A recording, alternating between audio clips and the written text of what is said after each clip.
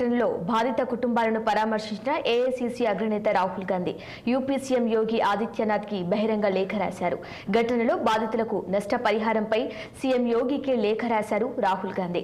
హత్రాస్ లో జరిగిన తొక్కిసలాట ప్రమాదంలో 120 మందికి పైగా మరణించారనేది తీవ్ర దిగ్భ్రాంతికి గురి చేసిందని బాధతో ఈ లేఖ రాస్తున్నానని తెలిపారు రాహుల్.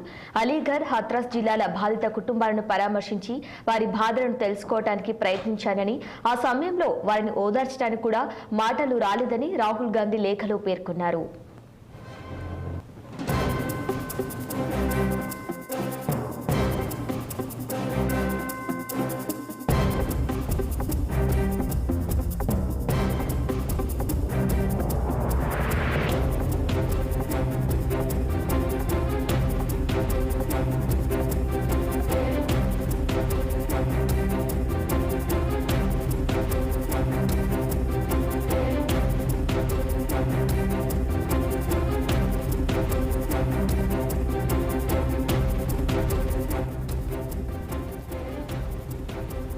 ప్రమాదంలో కోల్పోయిన వాటిని భర్తీ చేయటం సాధ్యం కాదు, కానీ బాధిత కుటుంబాలకు సహాయం చేయటం ద్వారా వారి బాధలను కొంత తగ్గించవచ్చునని అభిప్రాయపడ్డారు రాహుల్ గాంధీ.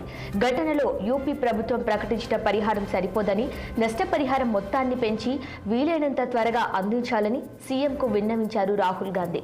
అలాగే ప్రమాదంలో గాయపడిన వారికి మెరుగైన చికిత్స అందించి వారికి కూడా తగిన పరిహారం అందించాలని కోరారు. ఘటనలో స్థానిక యంత్రాంగం నిర్లక్ష్యం కూడా కారణమని బాధిత కుటుంబాలు తనతో చెప్పారని రాహుల్ గాంధీ అన్నారు.